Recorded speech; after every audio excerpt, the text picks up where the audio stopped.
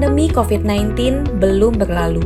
Oleh karena itu, kami mengingatkan jemaat supaya terus melakukan protokol kesehatan secara ketat dan disiplin, memakai masker, mencuci tangan, dan menjauhi kerumunan, dan pastikan Bapak Ibu segera mendaftarkan diri untuk mendapatkan layanan vaksinasi.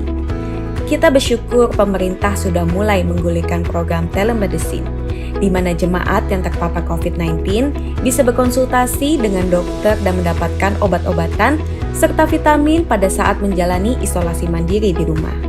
Informasi lengkap dan panduan telemedicine bisa Bapak Ibu dapatkan di website resmi Kementerian Kesehatan dengan link berikut ini. Kami, keluarga besar GBI Rayon 1D, sangat peduli dan siap memberikan pendampingan rohani bagi jemaat yang sedang menjalani isolasi mandiri di rumah ataupun yang dirawat di rumah sakit, agar semakin dikuatkan dan cepat mengalami pemulihan dari COVID-19. Jemaat yang rindu mendapatkan pendampingan rohani ini dapat mengisi form online berikut ini, atau menghubungi nomor WhatsApp berikut ini. Kami akan segera menghubungi dan mendoakan Bapak Ibu sehingga Bapak Ibu tidak sendirian menjalani hari-hari pemulihan. Salam sehat selalu.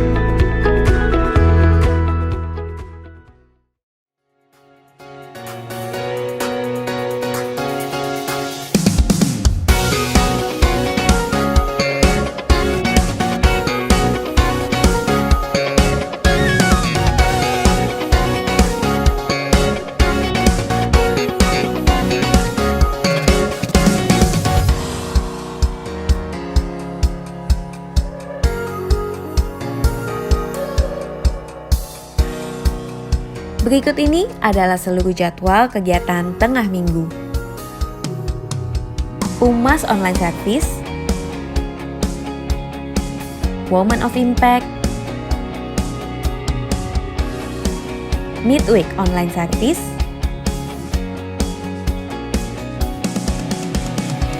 JZN Youth Online Service. Bagi Bapak Ibu Saudara yang membutuhkan dukungan doa, dapat mengisi prayer request dan praise report untuk kesaksian Bapak Ibu yang mengalami kebaikan Tuhan dengan cara scan QR code yang tertera di layar kaca Anda atau melalui link berikut ini. Dan juga untuk layanan konseling dapat menghubungi nomor berikut ini. Bagi Bapak Ibu Saudara yang rindu untuk memberikan persembahan yang persepuluhan, dapat melalui rekening berikut ini ataupun dapat melalui scan QR code yang tertera di layar kaca Anda. Kami informasikan bagi Bapak Ibu Saudara yang rindu untuk memberikan persembahan diakonia, dapat ditransfer melalui scan QR code yang tertera pada layar berikut ini. Dan untuk keseluruhan kegiatan di GBI Rayon 1D dapat Anda lihat melalui mobile apps GBI Rayon 1D.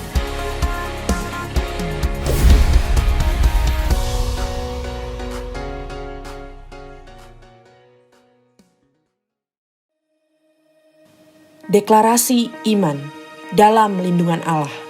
Orang yang duduk dalam lindungan yang maha tinggi dan bermalam dalam naungan yang maha kuasa akan berkata kepada Tuhan, tempat perlindunganku dan kubu pertahananku, Allahku yang kupercayai. Sungguh dialah yang akan melepaskan engkau dari jerat penangkap burung, dari penyakit sampar yang busuk. Dengan kepaknya ia akan menudungi engkau, di bawah sayapnya engkau akan berlindung, kesetiaannya ialah perisai dan pagar tembok. Engkau tak usah takut terhadap kedahsyatan malam, terhadap panah yang terbang di waktu siang, terhadap penyakit sampar yang berjalan di dalam gelap, terhadap penyakit menular yang mengamuk di waktu petang. Walau 1.000 orang rebah di sisimu dan 10.000 di sebelah kananmu, tetapi itu tidak akan menimpamu. Engkau hanya menontonnya dengan matamu sendiri dan melihat pembalasan terhadap orang-orang fasik. Sebab Tuhan ialah tempat perlindunganmu, yang maha tinggi telah kau buat tempat perteduhanmu. Malapetaka tidak akan menimpa kamu dan tulah tidak akan mendekat kepada kemahmu. Sebab malaikat-malaikatnya akan diperintahkannya kepadamu untuk menjaga engkau di segala jalanmu. Mereka akan menatang engkau di atas tangannya, supaya kakimu jangan terantuk pada batu.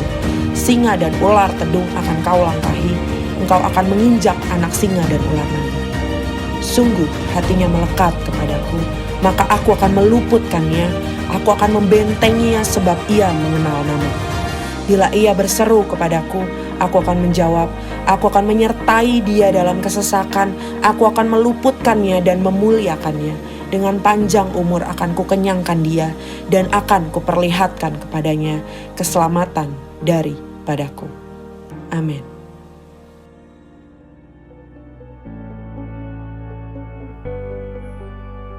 Pentakosta ketiga.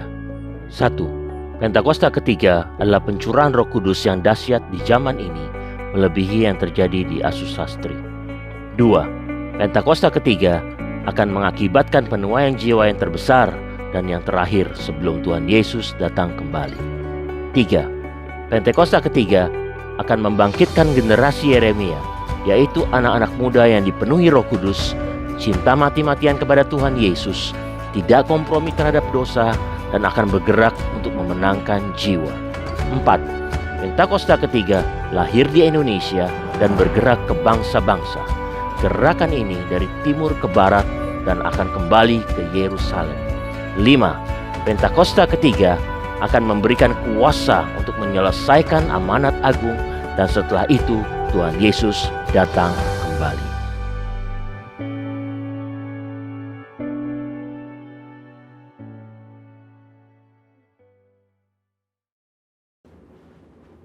Shalom saudara, pada Voice Adventist hari ini kita akan melanjutkan pembahasan mengenai Gender Identity Challenge dan LGBTQ bagian yang kedua. Saudara, kita semua harus mengerti bahwa gender identity itu berpengaruh pada perilaku seksual dalam hal ketertarikan fisik dan hasrat seksual seseorang. Maka dari itu kita semua harus mengerti bahwa gender identity seseorang harus benar terlebih dahulu, baru kita bisa membahas mengenai ketertarikan fisik dan hasrat seksual seseorang, termasuk yang menyimpang seperti LGBTQ. Agar saudara lebih mengerti, ada perbedaan antara ketertarikan fisik dengan hasrat seksual. Ketertarikan fisik merupakan perasaan ketertarikan kepada seseorang karena faktor biologis atau secara fisik seperti penampilan, wajah, bentuk tubuh, suara, bau tubuh, tatapan, dan sebagainya yang bisa terjadi sesaat atau untuk waktu yang lama. Tapi yang saudara harus ketahui bahwa tidak selalu objek yang membuat ia tertarik selalu lawan jenis. Contohnya, ada seorang anak cowok yang ngefans banget sama boy band K-pop karena suara dan performa panggungnya. Sedangkan hasrat seksual adalah tindakan untuk merealisasikan ketertarikan fisik, baik itu bisa di dalam pikiran atau secara fisik berhubungan seksual. Ini merupakan suatu pilihan mau dilakukan atau tidak. Hasrat seksual yang sah hanya dapat dilakukan antara laki-laki dan perempuan yang sudah menikah. Dari sini kita bisa melihat bahwa gender identity merupakan kunci sebelum memasuki tahapan ketertarikan fisik dan hasrat seksual. Jika gender identity-nya sudah terjadi penyimpangan, maka secara otomatis ketertarikan fisik dan hasrat seksualnya terjadi penyimpangan. Jika ketertarikan fisiknya sudah benar sesuai organ reproduksi seksualnya, maka untuk merealisasikan hasrat seksualnya pun harus benar, yaitu hanya boleh dalam pernikahan.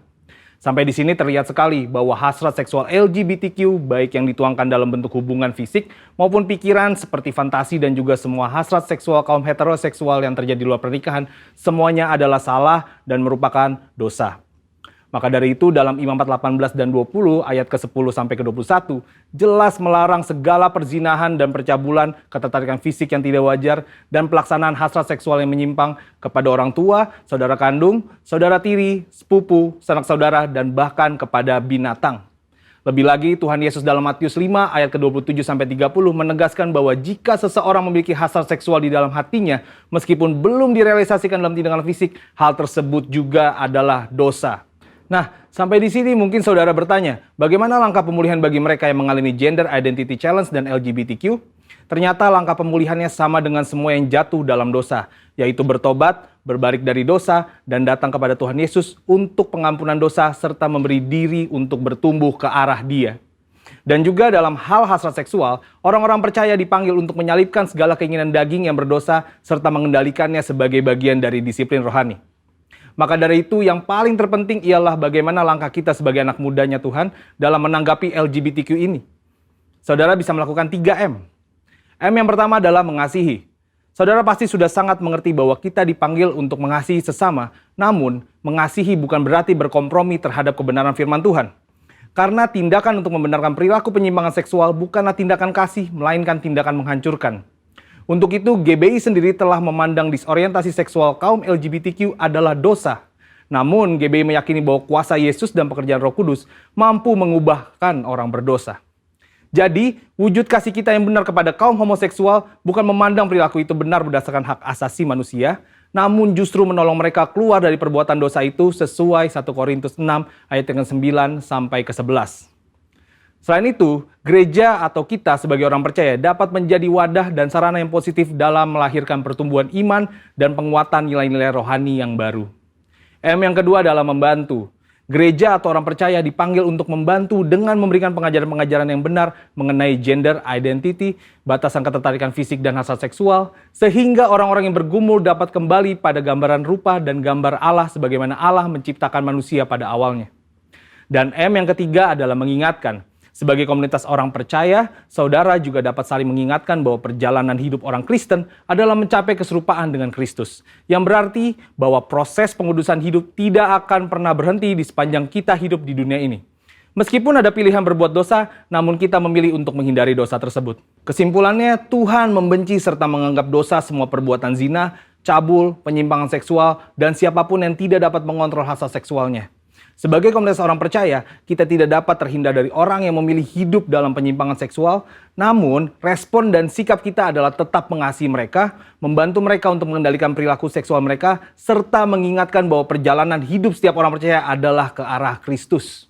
Saudara, untuk penjelasan lengkapnya dari tim teologi kami, silakan cek link yang ada di atas atau scan QR Code yang tersedia. Salam integritas, Tuhan Yesus memberkati.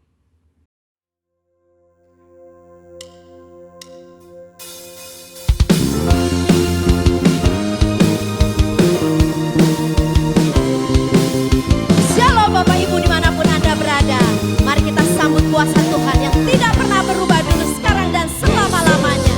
Allah kita perkasa, Raja segala raja, Allah Maha Besar. Yesus, Allah kita perkasa, Raja segala raja, Allah Maha Besar. Musuh dengan senjatanya, firman Allah yang berkuasa, injak iblis dengan kuasa Allah, kita bebas, dibebaskannya. Yesus, Allah kita perkasa, Raja segala raja, Allah Maha Besar. Yesus, Allah kita perkasa, Raja segala raja, Allah Maha Besar. Lawan musuh dengan senjatanya, firman Allah yang berkuasa, injak iblis dengan kuasa Allah, kita bebas, dibebaskannya. Yesus, Allah kita perkasa, Raja segala raja, Allah Maha Besar. Yesus, Allah kita perkasa, Raja segala raja, Allah Maha Besar. Allah Maha Besar, Allah Maha Besar. Haleluya, mari kita semua memuji Tuhan, tinggikan namanya yang dahsyat dan ajaib. Haleluya. Mari kita semua umat pilihan Allah, dengarlah panggilannya untuk menggenapi firman-Nya. Sekaranglah waktunya untuk berdiri bagi bangsa ini. Mari maju umat pemenang. Mari kita semua umat pilihan Allah, dengarlah panggilannya untuk menggenapi firman-Nya. Sekaranglah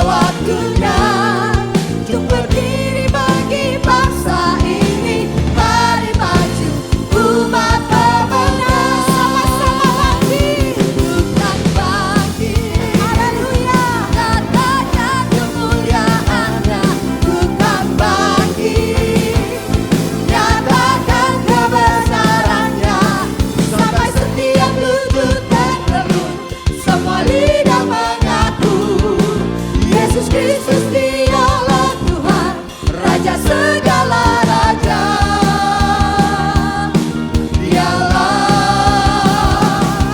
Raja. Haleluya. Mari sama-sama katakan.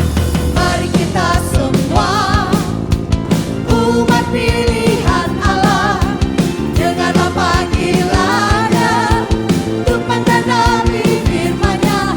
Sekaranglah waktunya untuk berdiri bagi bangsa ini.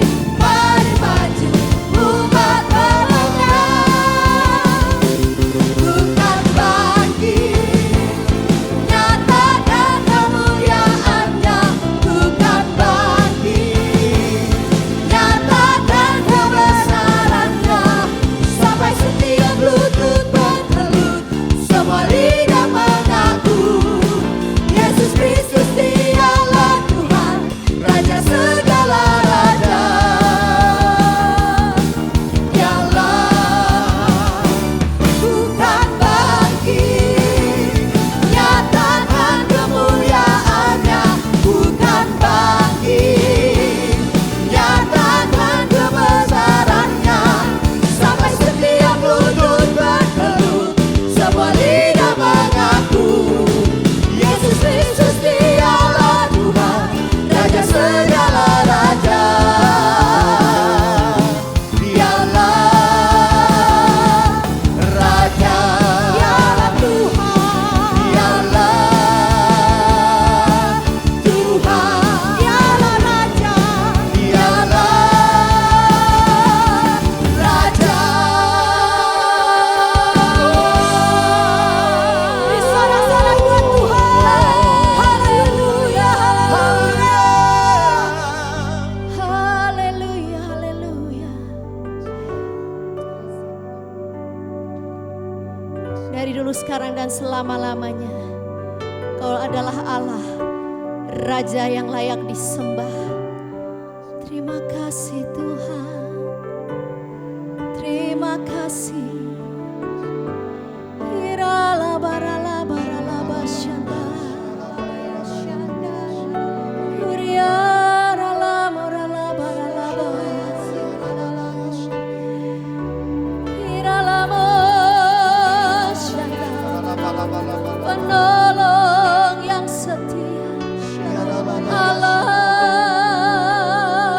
penyelamat kami yang hidup. Kami sembah, kami muliakan Engkau. Haleluya.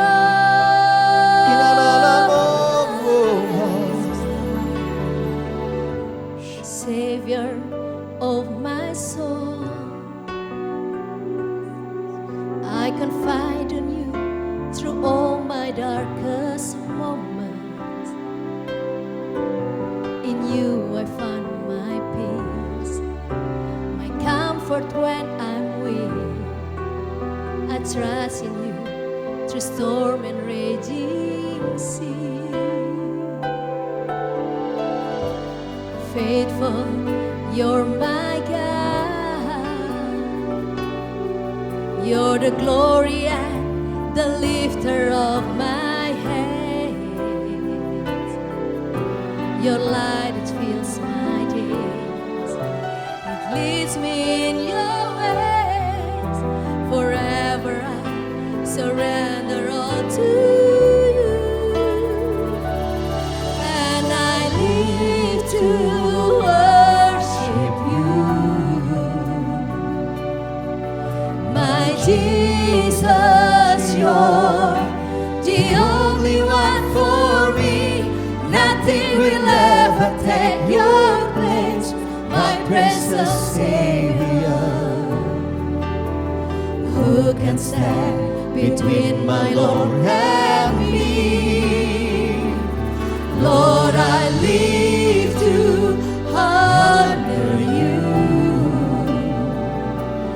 and I long to bring my life an offering.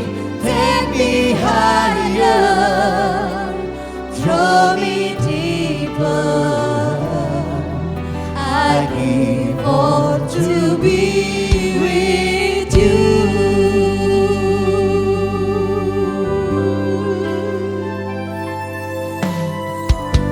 Savior of my soul, I confide in you through all my darkest moments.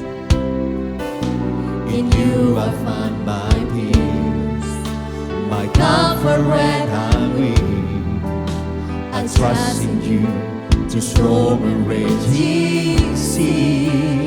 Faithful, you're my God. Faithful, you're my God. You're the glory and the lifter of my head. Your light fills my days. It leads me in your ways. Forever I surrender all to you. And I live to worship you. My Jesus, you're the only one for me. Nothing will ever take your place, my precious Savior. Who can stand between my Lord and me? Lord, I live to honor you, and I long to be my love and offering. Take me higher, draw me deeper. I give all to be with you. Mari kita sembah Yesus, Allah yang baik, Allah yang luar biasa.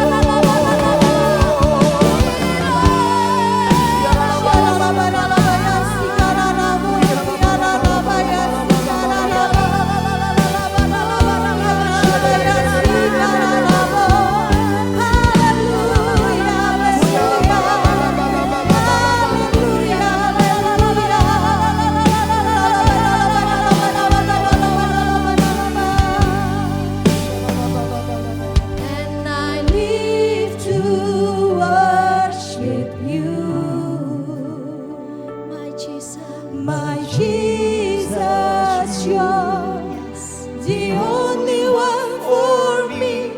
Nothing will ever take your place, my precious Savior. Who can stand between my Lord and me? Lord, I live to honor you, and I long to bring my life and offering. Bawa kami lebih tinggi lagi, bawa kami lebih dalam lagi ya Tuhan. I give all to be with you.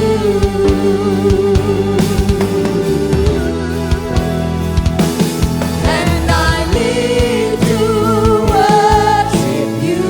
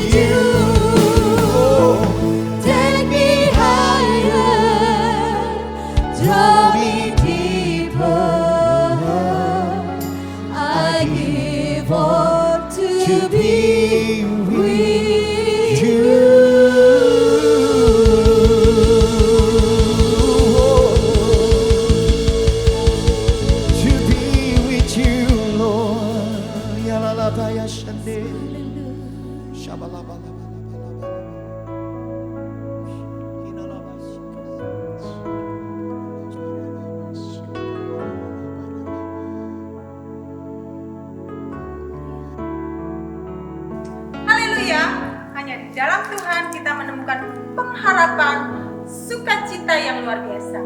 Terima kasih Tuhan, hadirat-Mu jamah setiap kami melalui pujian penyembahan hari ini. Mari kita bersama-sama bersatu hati berdoa untuk prayer request yang ada. Mari kita berdoa. Bapa, kami berdoa Tuhan, bersatu hati Tuhan untuk jemaat-Mu Tuhan, atau saudara-saudara kami Tuhan yang terkena penyakit COVID Tuhan. Kami percaya Tuhan, bilur-bilur darah Yesus menyembuhkan dan memulihkan, dan Roh Kudus-Mu memberi kekuatan, damai sejahtera, sukacita dan pengharapan hanya di dalam Engkau. Terima kasih Bapa, dan kami juga berdoa kiranya Engkau mencurahkan mujizat kesembuhan untuk penyakit anak-Mu ini yang menderita kanker lidah, sehingga sel-sel kankernya hancur dan terjadi pemulihan dalam nama Tuhan Yesus. Dan kami juga berdoa Tuhan, bersepakat untuk pasangan suami istri yang merindukan seorang anak. Kiranya Engkau membukakan rahim anak-Mu ini, sehingga pasangan ini mendapatkan keturunan-keturunan ilahi. Bapa, kami juga bersepakat Tuhan berdoa untuk seorang ibu yang menderita insomnia selama 1 tahun. Bapa, kiranya Engkau mencurahkan mujizat kesembuhan, dan Roh Kudus-Mu mengangkat setiap bebannya, sehingga anak-Mu ini mendapat ketenangan, kelegaan, sukacita di dalam Engkau. Kami juga berdoa Tuhan untuk jemaat-Mu Tuhan yang menghadapi masalah hubungan suami istri dan orang tua Tuhan. Bapa, kiranya Engkau pulihkan setiap hubungan yang terjadi Tuhan. Ikat dengan tali kasih-Mu Tuhan Yesus, sehingga mereka pasangan ini dan orang tua ini terjalin dengan baik di dalam kasih-Mu. Terima kasih Bapa, kami juga bersepakat berdoa Tuhan, bersatu hati Tuhan, mendoakan seorang anak yang kuliah Tuhan. Kiranya Engkau membukakan setiap jalan-jalan anak-Mu ini Tuhan, agar bisa berjalan dengan baik dan mendapatkan visa student dan bisa belajar dengan baik. Kami juga bersepakat berdoa untuk seorang anak yang melakukan KKN Tuhan. Roh Kudus-Mu yang menyertai setiap langkahnya, sehingga tugasnya bisa berjalan dengan baik, dan anak ini bisa menjadi saluran berkat dimanapun dia berada. Terima kasih Bapa. Kami juga berdoa Tuhan untuk permohonan doa kami ini Tuhan. Kami yakin dan percaya Tuhan, Kau yang akan mendengar dan menjawab setiap permohonan doa kami di dalam nama Tuhan Yesus. Terima kasih Bapa. Sungguh luar biasa hari ini Bapak Ibu. Tema ibadah hari ini adalah endurance, di mana kita sama-sama belajar mempunyai daya tahan menghadapi goncangan yang terjadi saat ini. Ibadah hari ini akan dibawakan oleh Bapak Pendeta Epin Melitia. Mari kita siapkan hati mendengarkan firman Tuhan. Tuhan Yesus memberkati. Shalom Bapak Ibu Saudara sekalian, jemaat GBI Rayon 1D. Biar hari ini sebelum memberitakan firman Allah, kita akan berdoa lebih dulu. Bapa di dalam surga, kami percaya Engkau hadir di sini. Dan kami percaya Engkau juga ya Bapa yang menasehati kami, menegur kami, mengarahkan dan membimbing kami kepada kebenaran. Karena kami percaya firman-Mu itulah pelita bagi kaki kami dan terang bagi jalan hidup kami. Hari ini kami percaya Engkau memberkati kami lewat kebenaran firman-Mu. Dalam nama Yesus kami berdoa dan mengucap syukur. Haleluya. Amin. Shalom sekali lagi Bapak Ibu Saudara sekalian, jemaat GBI Rayon 1D, biar kebenaran firman Allah menjadi berkat dalam kehidupan kita. Hari ini saya akan mengupas kebenaran firman Tuhan dengan tema bertahan di tengah penderitaan. Ya, bertahan di tengah penderitaan. Bapak Ibu Saudara sekalian, pada masa-masa pandemik ini adalah masa-masa yang sukar. Disinilah kita harus bertahan, ya, endurance. Biar kebenaran firman Allah di dalam kehidupan kita sungguh-sungguh membuat kita memiliki daya tahan yang kokoh di dalam Tuhan. Hari ini Bapak Ibu Saudara sekalian, kita akan mengupas hal ini. Di dalam kisah Ayub pasal 1 sampai dengan pasal 2 dikisahkan tentang kehidupan Ayub yang secara luar biasa, Bapak Ibu Saudara sekalian. Ayub adalah seorang yang saleh, jujur, takut akan Tuhan, dan menjauhi kejahatan, kata Alkitab. Saudara, di dalam kisah Ayub ini, Ayub seorang yang memiliki daya tahan yang kuat sekali secara rohani, luar biasa. Berbicara daya tahan, endurance, dalam pertandingan olahraga biasanya perlu daya tahan yang kokoh. Ini sangat mutlak diperlukan. Misalnya bertinju, dia punya daya tahan yang kuat sampai ronde ke-12.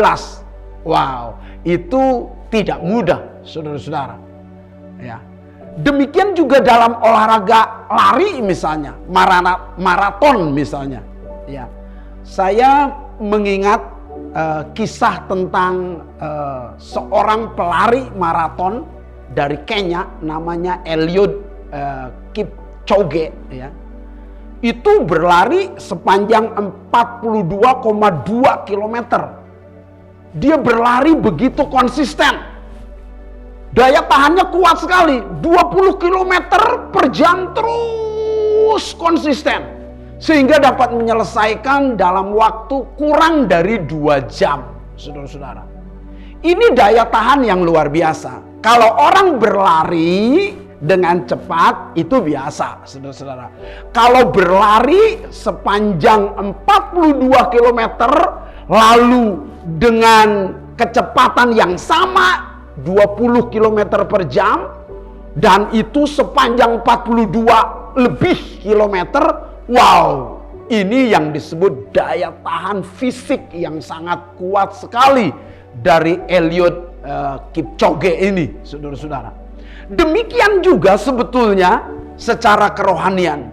Kita harus memiliki daya tahan yang kuat agar kita bisa menjadi seorang pemenang.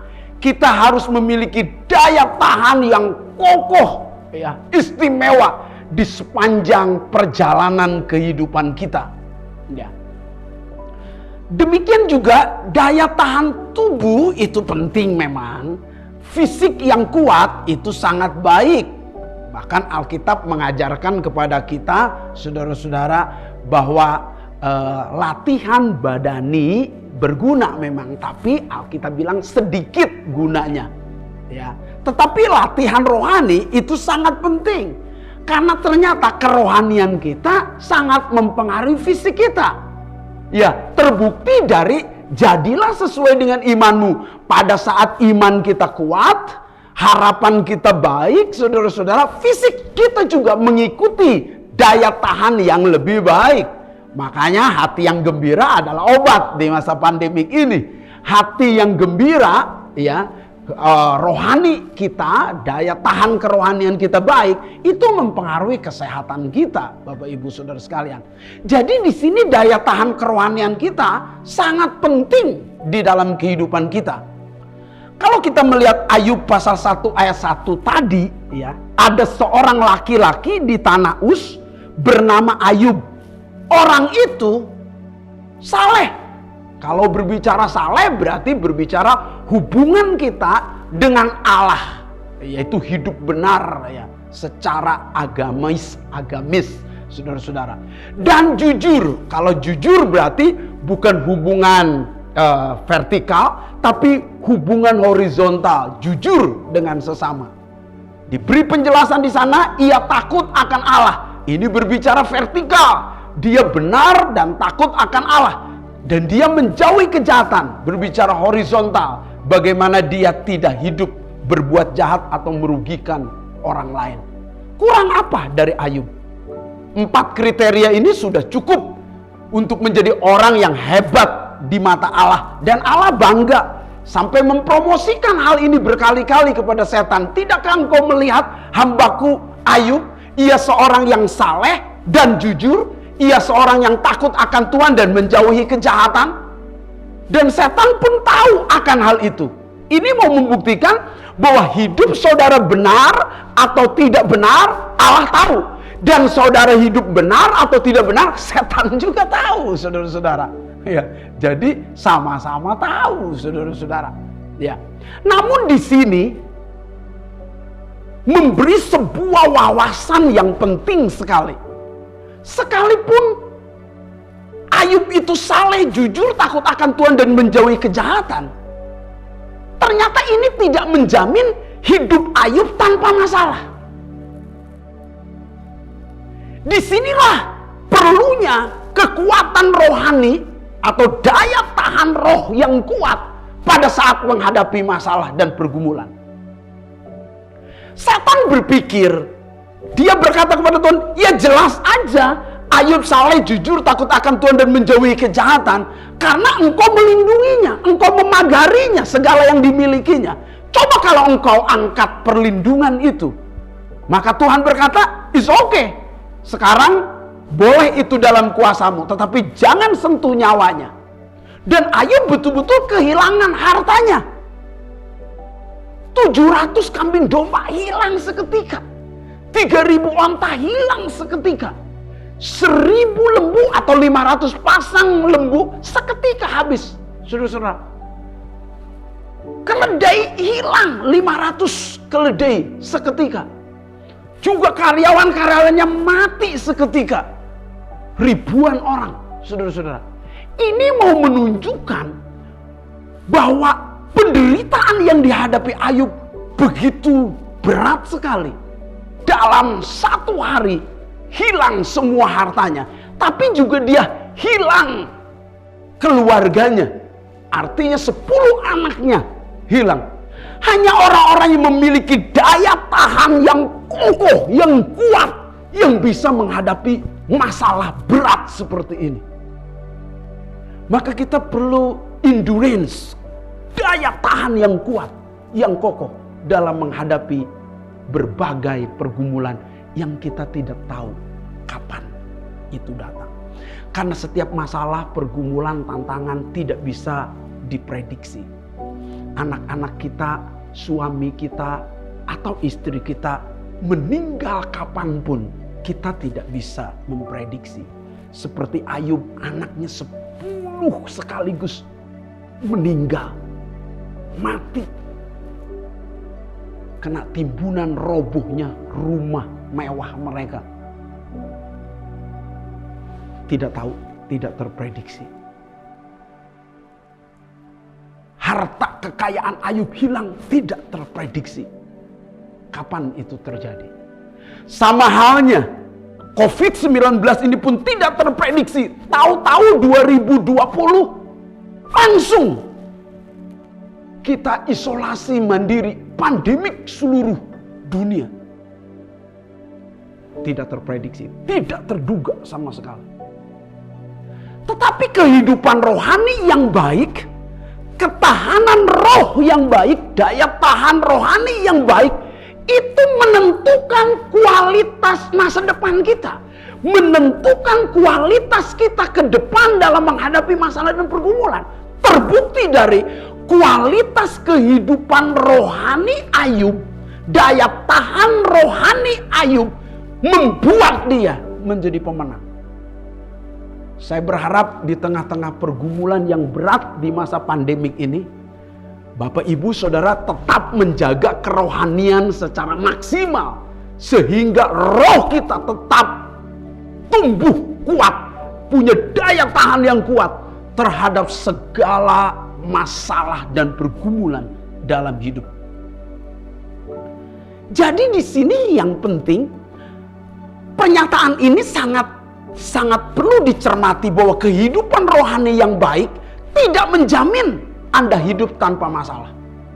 Sekali lagi saya berkata, kehidupan rohani yang baik atau daya tahan rohani yang baik tidak menjamin Anda hidup tanpa masalah. Lalu Pak Bin, apa yang harus saya lakukan supaya daya tahan kerohanian saya itu terus-menerus kuat? Bagaimana saya punya kerohanian yang begitu kokoh dalam hidup ini? Kita kalau belajar dari kisah Ayub, misalnya di dalam kitab Ayub pasal 1 ayat yang ke-20, Setelah Ayub mendengar bahwa kekayaannya itu semua ludes dan anaknya 10 mati, saudara-saudara. Ayub mendengar hal ini. Apa yang dilakukan oleh Ayub? Dalam Ayub pasal 1 ayat 20 berkata, maka berdirilah Ayub, lalu mengoyakkan jubahnya, mencukur kepalanya, kemudian sujudlah ia dan menyembah. Wow, ini luar biasa sekali. Maka berdirilah Ayub mengoyakkan jubahnya, tanda duka cita yang dalam. Mungkin dia menangis menjerit. Itu ciri orang Israel, saudara-saudara, mengoyakkan jubahnya, mencukur kepalanya, tanda duka. It's okay. Saudara, pada saat kita menderita, pada saat kita banyak masalah dan pergumulan, saudara menangis, itu biasa. It's okay saja. Wajar orang bilang, saudara-saudara. Tetapi, apa yang dilakukan dalam kewajaran itu? Kemudian bersujudlah ia dan menyembah. Ini yang berbeda dari kebanyakan orang. Pada saat dia menderita, Ayub memang menangis, Ayub memang mengoyakkan jubahnya, dia menunjukkan duka cita dan kesedihannya, tetapi ia tidak lupa sujud menyembah Tuhan. Saudara-saudara, daya tahan kerohanian kita bisa kuat kalau kita tetap menjaga iman kita. Bapak Ibu Saudara sekalian, kita tetap menjaga iman kita. Memang masalah banyak, pencobaan banyak, pergumulan banyak, tantangan banyak, tetapi jangan sampai kehilangan iman. Kita harus tetap menjaga kualitas iman kita, pertumbuhan iman kita, supaya apa? Daya tahan kerohanian kita menjadi kuat. Dalam kisah Ayub sebetulnya ada 3 bagian yang paling besar yang hilang dalam kehidupan Ayub. Pertama, kekayaannya. Dia punya begitu banyak ternak. Ada 7.000 kambing domba. Saya searching di Google, saudara-saudara, harga-harga kambing, unta, lembu, dan keledai, saudara-saudara. Kalau kita melihat 7.000 kambing domba, rata-rata kambing domba itu 2 juta. 7.000 kali 2 juta itu 14 M. Seketika lenyap begitu saja. Ada 3.000 unta. Unta itu rata-rata harganya 33,5 juta, saudara-saudara. Jadi 100 lebih, 100 M lebih, saudara-saudara. Seketika habis. Ada 500 pasang lembu atau 1.000 lembu. Dikali 15 juta rata-rata seekor lembu. Itu 15 M. Langsung hilang seketika. 500 keledai betina, itu harganya kurang lebih 2-3 juta. Ya saudara, 2 M langsung hilang. Jadi dalam seketika kekayaan Ayub hilang 130 lebih miliar. 130 miliar lebih, saudara-saudara. Hilang seketika. Bisnis mana yang dalam 1 hari kehilangan 130 miliar lebih? Dunia usaha mana? Perusahaan mana yang 1 hari kehilangan 130 M lebih? Waktu itu ya. Dan Ayub mengalaminya. Belum termasuk rumah mewah yang roboh. Belum termasuk karyawan-karyawan dari penjaga kambing domba, penjaga unta, penjaga lembu, dan penjaga keledainya. Semua mati. Hanya aku seorang diri yang selamat. Itu penjelasan dalam Alkitab. Jadi semua mati. Kesedihan melanda seluruh keluarga dari Ayub. Dengan seluruh saudara-saudara. Para budak-budaknya menangis hari itu. Miliaran tak terhitung habis kekayaan Ayub. Saudara, kita tidak bisa bangga dengan banyaknya harta. Karena harta ternyata dalam seperdetik, dalam 1 hari berubah lenyap. Saya ingat saya punya teman pengusaha yang hebat, saudara-saudara, di proyek Senen. Ya, dia punya beberapa tempat dunia usaha di proyek Senen. Saat kebakaran, lenyap langsung. Habis betul-betul ludes. Jadi Kita tidak bisa membanggakan kekayaan kita. Yang hari ini ada, esok tidak ada. Kita tidak bisa membanggakan kemewahan kita. Yang hari ini ada, besok lenyap. Dan ini terbukti dari kisah Ayub. Tapi Ayub punya daya tahan yang kuat. Kenapa? Rohaninya kuat. Maka daya tahan roh kita perlu kita latih. Ayub bukan kehilangan kekayaan saja ternaknya, tetapi Ayub kehilangan 10 anaknya meninggal.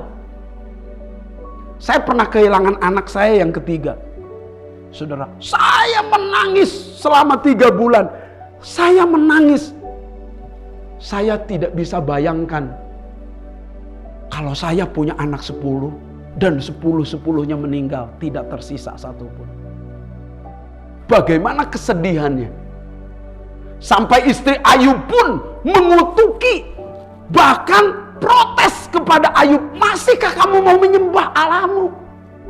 Anak meninggal, harta habis, yang harusnya kita leha-lehi menikmati sekarang semua ludes.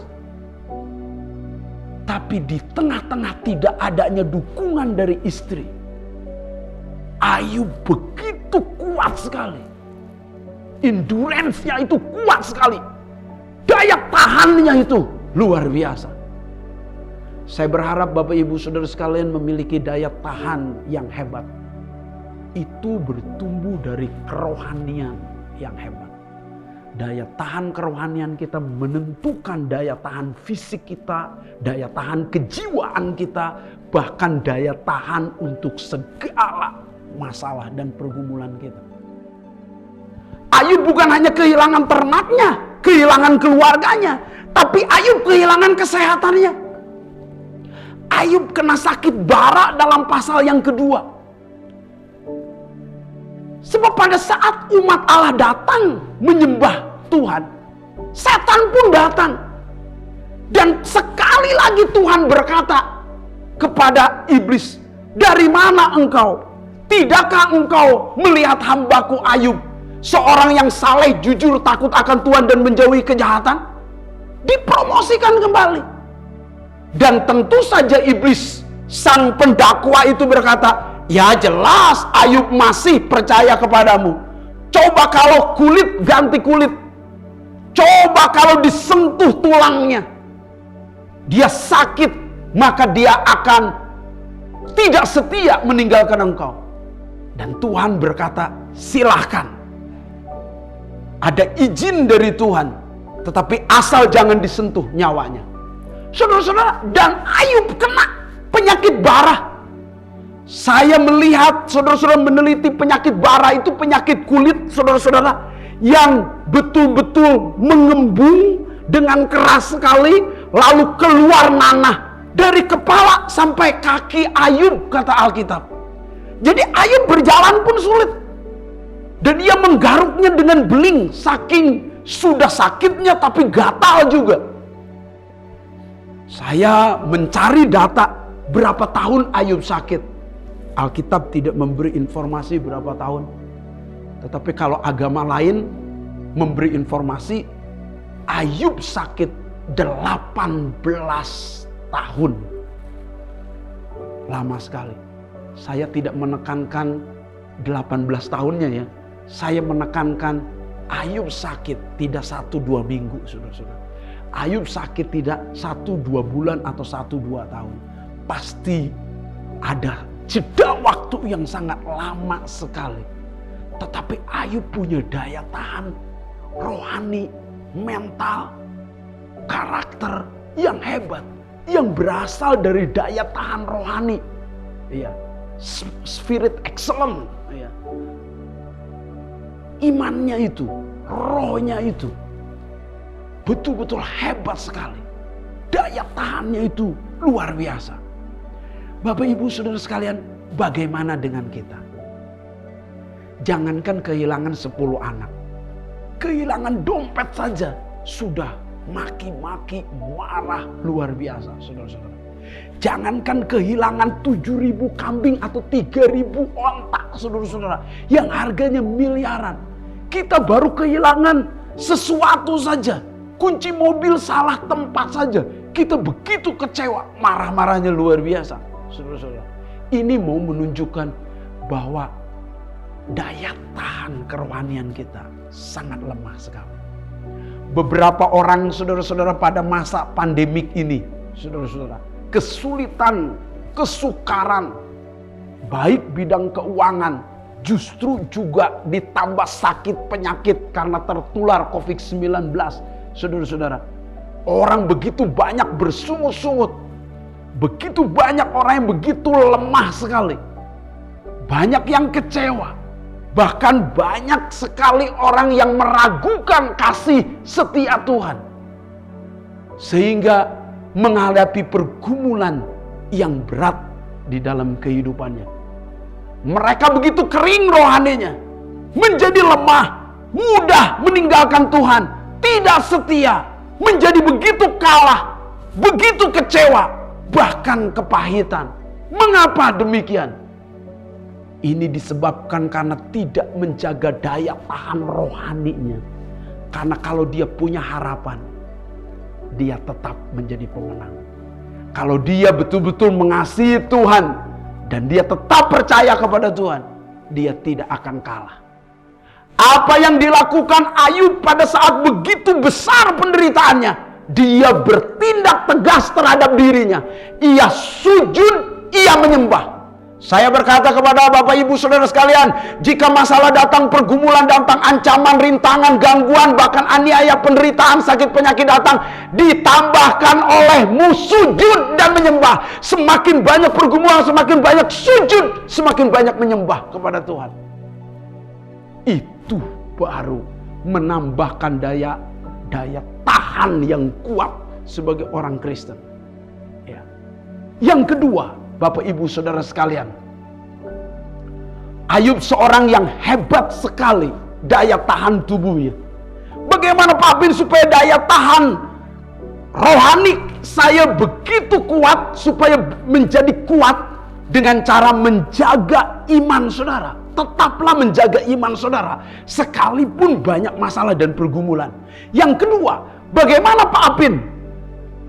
Coba kalau kita lihat Ayub pasal 1 ayat 21-nya, kita lihat kembali.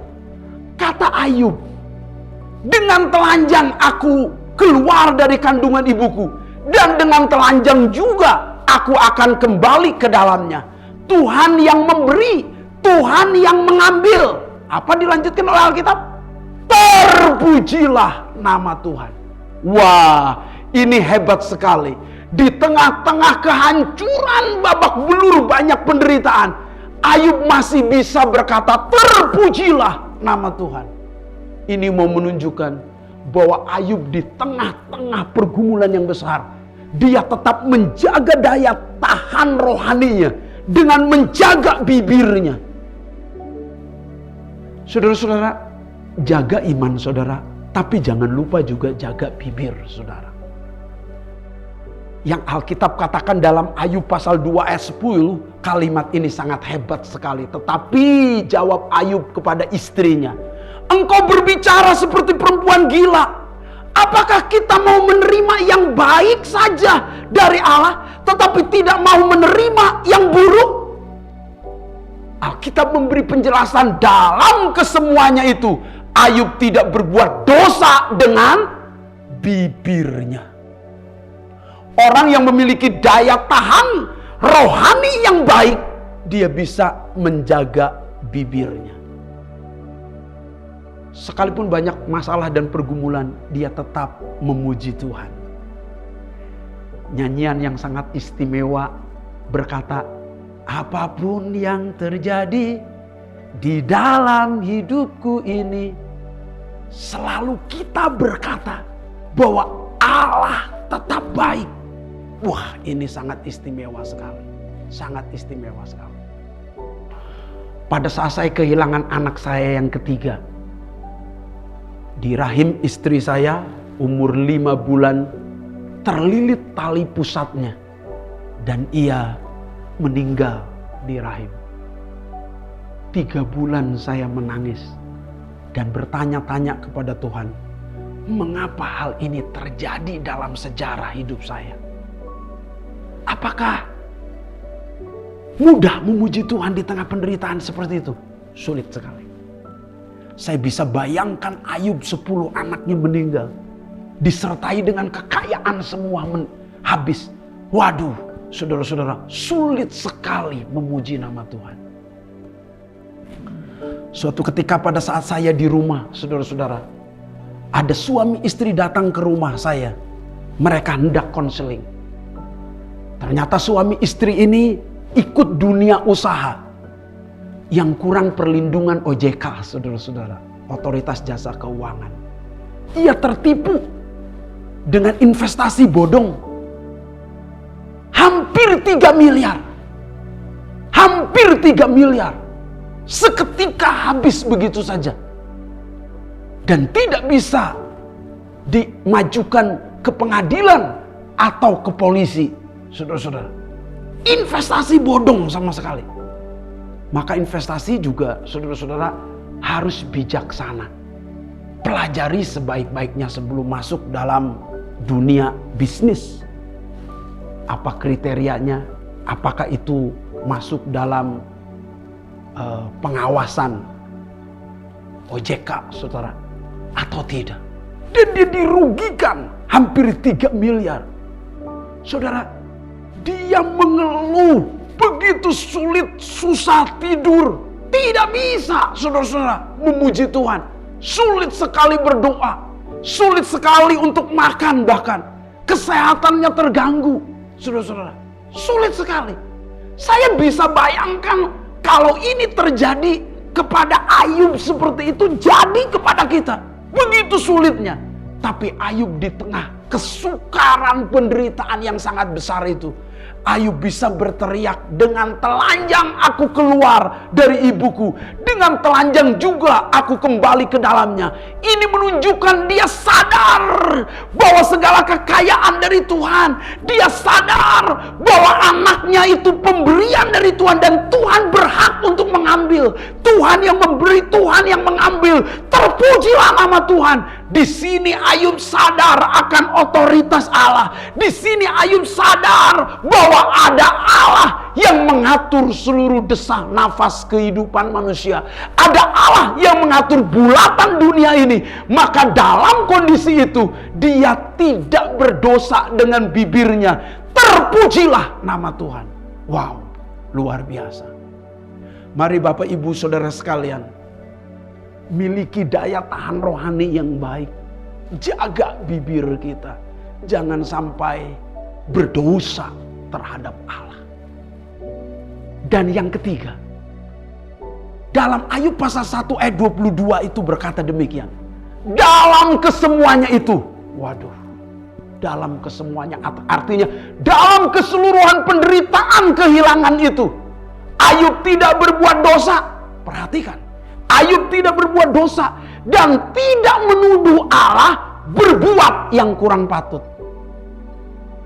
Pada saat berkata Ayub tidak berbuat dosa, ini mau menunjukkan bahwa Ayub tetap menjaga hatinya, tidak menuduh Allah berbuat yang kurang patut. Ini dia menjaga sikap hatinya, tidak menyalahkan Tuhan. Dalam hal ini kita belum seberapa memiliki daya tahan kerohanian yang hebat. Belum seberapa. Kalau dibandingkan dengan kehidupan Ayub. Apalagi kita membandingkannya dengan kehidupan Yesus yang menghadapi cambukan, paku di tangan dan di kakinya, ejekan, kepala yang dimahkotai duri, dengan seluruh luka di tubuhnya. Yesus punya daya tahan, baik fisik, baik karakter, baik ya dalam kondisi apapun, dia tetap punya daya tahan yang kuat yang timbul dari persekutuan dengan Allahnya yang dia sudah siapkan di Taman Getsemani di dalam doa. Dan dia bisa menjaga hatinya di tengah-tengah penderitaan yang berat itu. Saya berkata kepada Bapak Ibu Saudara sekalian, seberat apapun pergumulan kita, jangan sampai kita berbuat dosa. Tetap jaga hati kita dengan segala kewaspadaan. Sebab dari situlah terpancar kehidupan. Seberat apapun pergumulan dan masalah kita, jangan menyalahkan Tuhan. Jangan menuduh Allah berbuat yang kurang patut. Jangan pahit kepada Tuhan. Sekalipun banyak pergumulan dan masalah yang berat dalam hidup kita. Itu sebabnya Bapak Ibu Saudara sekalian, hari ini kita harus menjaga sikap hati kita. Harus dijaga sikap hati kita. Kita harus memiliki sikap hati yang tetap tunduk kepada pengaturan Allah. Saudara punya pengaturan sendiri, tapi Allah punya pengaturan khusus dalam hidup saudara. Pengaturan Allah itu pasti baik, pasti indah, pasti terjamin, pasti mendatangkan kebahagiaan. Dan pengaturan Allah itu sempurna. Hiduplah dalam pengaturan Allah, itu yang paling baik dan paling terindah. Hiduplah dalam pengaturan Allah, itulah yang pasti terjamin masa depan, kekekalan hidupmu. Dalam pengaturan Allah, itulah yang paling terbaik. Dan Ayub mengerti ini. Dia memiliki sikap hati yang baik. Dia tidak berdosa sedikit pun kepada Allah atau menuduh Allah yang kurang patut. Dia menjaga hatinya. Hatinya tetap tunduk pada otoritas Allah. Pengaturan Allah. Pak Apin, mengapa suami saya meninggal? Mengapa istri saya meninggal? Mengapa anak saya meninggal COVID-19 ini, Pak Apin? Saudara, ingat. Ada yang mengatur hidup kita. Ada yang mengatur langkah-langkah kaki kita, desah nafas kita. Ingat dan sadari itu. Ada Allah yang mengatur kehidupan kita. Tidak mungkin rambut di kepala kita jatuh tanpa seizin Tuhan. Tidak mungkin burung di udara jatuh tanpa sekehendak Allah. Tidak mungkin. Semua dalam koridor pengaturan Allah. Seperti Alkitab dalam kitab Wahyu pasal 14 ayat yang ke-13 berkata, ada suara dari sorga berkata, berbahagialah orang yang mati, yang matinya dalam Tuhan sejak sekarang ini. Ada suara dari sorga menunjukkan bahwa sorga lah yang mengatur kematian dan kehidupan. Sorga yang mengatur masa depan. Sorga yang mengatur segala denyut nadi nafas kita. Bahkan seluruh kekayaan kita pun semua berasal dari Allah. Maka kalau kita menyadari bahwa hidup kita sedang diatur oleh Allah, kita bisa menjaga hati kita untuk tidak menyalahkan Tuhan. Jaga sikap kita untuk tunduk pada pengaturan Allah, tapi jaga sikap kita juga terhadap kehidupan kita untuk tunduk kepada keputusan Allah. Allah punya keputusan dan keputusannya lebih bijak dari keputusan siapapun yang paling bijak di dunia. Jika anggota keluarga kita harus dipanggil pulang bertemu dengan Bapa di surga, itulah keputusan Tuhan yang menurut Allah lebih bijak daripada siapapun. Bapak Ibu Saudara sekalian, kita ini semua tidak ada yang benar, seorang pun tidak ada yang baik, seorang pun tidak.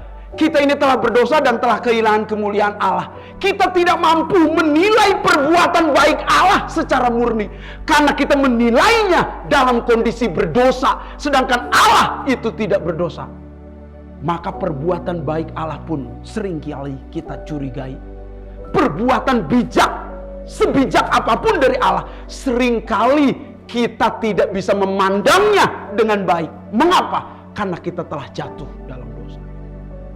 Marilah, karena kita telah jatuh dalam dosa, sulitnya memandang Allah dengan benar. Jaga hati kita dengan baik. Jangan sampai berdosa dan menuduh Allah yang berbuat kurang patut. Disinilah sikap hati kita harus dibaharui, supaya kita tunduk pada otoritas Allah dalam hidup kita. Allah yang punya otoritas atas segala kehidupan kita. Kalau besok kita pulang, masa hidup kita berakhir, siapa yang bisa mencegah? Tidak ada yang bisa menghalangi. Tidak ada yang bisa menghambat semua itu. Perlu disadari bahwa dalam kisah Ayub ini Ayub itu menerima saudara-saudara. Dan dia tidak berontak kepada Allah. Protes. Atau dia menyalahkan Tuhan. Tidak. Saya berharap kita punya daya tahan rohani yang baik. Dalam situasi terburuk pun pada masa pandemik ini.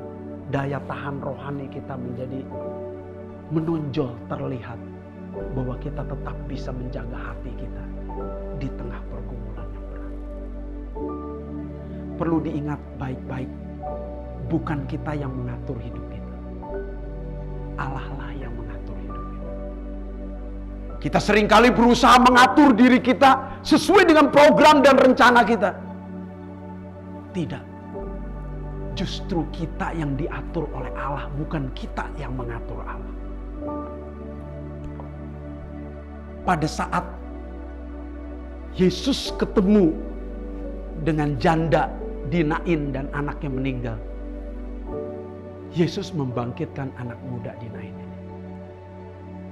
Mujizat terjadi, kemuliaan Allah dinyatakan.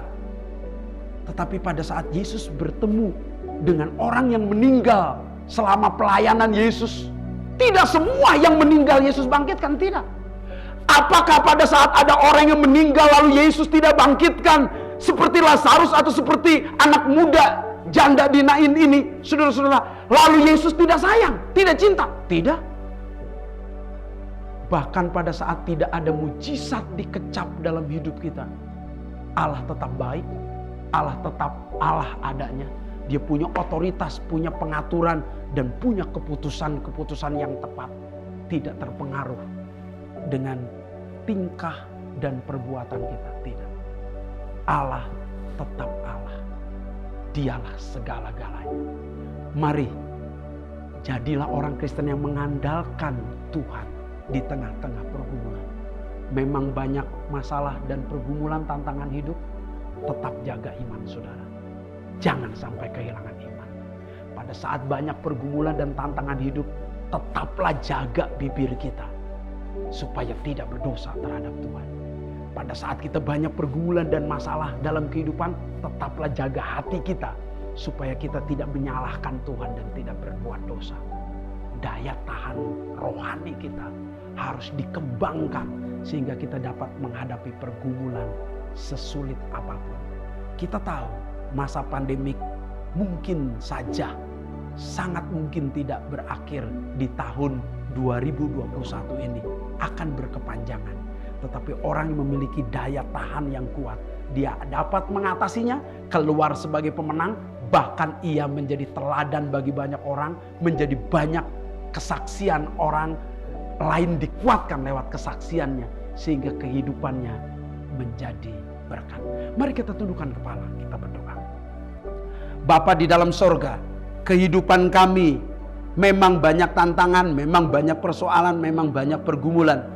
Tetapi kami bersyukur kepada Tuhan bahwa bukan saja kami punya daya tahan fisik, daya tahan mental, daya tahan karakter kami, tetapi juga kami memiliki daya tahan rohani yang mempengaruhi seluruh daya tahan yang lain. Itu sebabnya hari ini Tuhan, separah apapun masalah yang terjadi dalam hidup kami ya Bapak, kami tidak akan kehilangan iman. Kami akan membangun iman kami dengan mendengar firman, kami melakukannya. Bahkan kami terus-menerus mengandalkan Allah dalam kehidupan kami. Di tengah pergumulan yang berat, kami menjaga daya tahan rohani kami dengan menjaga bibir kami supaya kami tidak berdosa, tetapi kami memuji menyembah Allah di tengah masa-masa sukar dalam hidup kami. Tuhan tolong kami supaya dalam kehidupan kami, sesulit sesukar apapun kehidupan kami, kami tetap menjaga hati kami supaya di dalam hati kami tetap tidak berdosa, tidak menuduh Engkau, bahkan tidak menyalahkan Engkau, tidak berontak kepada Engkau. Dan kami turut dalam pengaturan-Mu, turut dalam keputusan-Mu, turut tunduk pada otoritas mutlak-Mu. Roh Kudus bekerja di tengah-tengah kami. Berkati seluruh jemaat GBI Rayon 1D Tuhan. Semuanya Tuhan berkati. Kiranya anugerah firman Allah ini turun ke atas kami, sehingga kami memiliki daya tahan roh yang kuat dalam hidup kami. Dalam nama Yesus kami berdoa. Haleluya. Amin. Amin. Tuhan memberkati. Shalom. Shalom seluruh jemaat Tuhan dan seluruh pengerja yang saya kasihi di dalam Tuhan Yesus. Sebelum kita mengakhiri ibadah kita hari ini, pesan saya buat saudara, terus berdoa. Tetap semangat menjalani musim ini dan tingkatkan protokol kesehatan saudara. Tuhan sedang menempa kita menjadi anak-anaknya yang gagah perkasa. Haleluya. Sebelum kita mengakhiri ibadah kita, mari kita siapkan hati untuk terima berkat Tuhan. Kekasih-kekasih Tuhan, biji mata Tuhan, terimalah berkat Tuhan. Damai sejahtera, sukacita, kesehatan, mujizat, berkat yang berlimpah-limpah dari Allah Bapa di surga, melalui anak yang tunggal Tuhan kita Yesus Kristus, penghiburan penyertaan yang manis dari Roh Kudus, menyertai saudara sekalian, mulai saat ini, sampai Tuhan Yesus datang kedua kali di awan-awan yang permai, bahkan sampai selama-lamanya. Mari kita yang percaya dan diberkati sama-sama katakan, amin. Sampai jumpa minggu depan, Tuhan Yesus memberkati kita semua. Setiap lutut berteduh, sebuah